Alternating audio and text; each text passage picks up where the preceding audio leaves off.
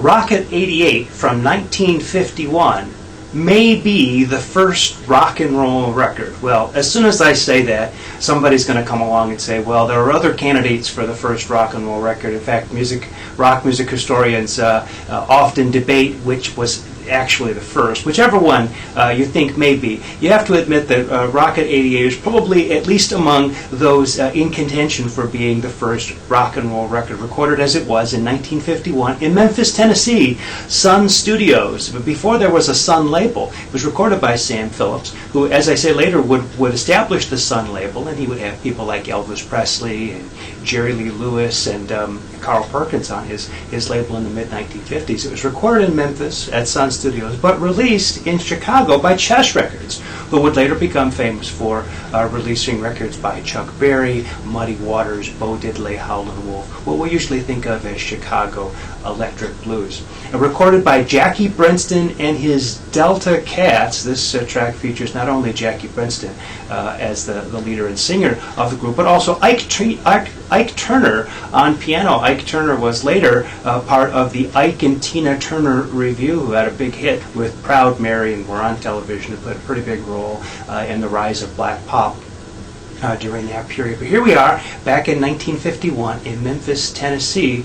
And this track may be thought of as one of the first rock and roll records, but in many ways it's really a continuation of the jump blues tradition, made so famous by somebody like Louis Jordan with his big hits in the mid-1940s, Caledonia and Choo Choo Choo Boogie, those kinds of things. The jump blues was basically a reduced big band kind of sound that became impractical to continue to tour big bands after the Second World War. So you come really down to just a rhythm section with just one or two horns, maybe three at the most. And if you listen to the way the rhythm in this track goes, it has what we would think of as a quadruple compound meter.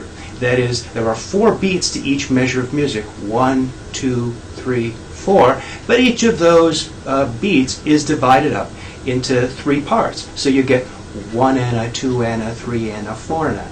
That's opposed to what we might call a quadruple simple, which would be 4 beats, but divided up, each beat divided up into 2 parts. So that's like 1 and 2 and 3 and 4, and here you get 1 and a 2 and a 3 and a 4 and a kind of a swing feel. But when you emphasize just the first and the third of those divisions, you get a kind of a shuffle. A da di da di da di da di 1 and da 2 and da 3 and da da da da da da da da. And that's the kind of feel that's featured in this track. So we say it's a quadruple compound, but it's often written as 4/4 time, and then you just tell people it's a shuffle feel, and they'll create that transformation to make the thing chug along as it is. In terms of instrumentation, as we say, it's pretty much a jump blues instrumentation with emphasis on the rhythm section here. And in terms of form, it's a simple verse form. A simple verse form is a kind of form where you only have a verse section. So you don't have, for example, a chorus to create contrast or a bridge to create contrast, but rather just a verse section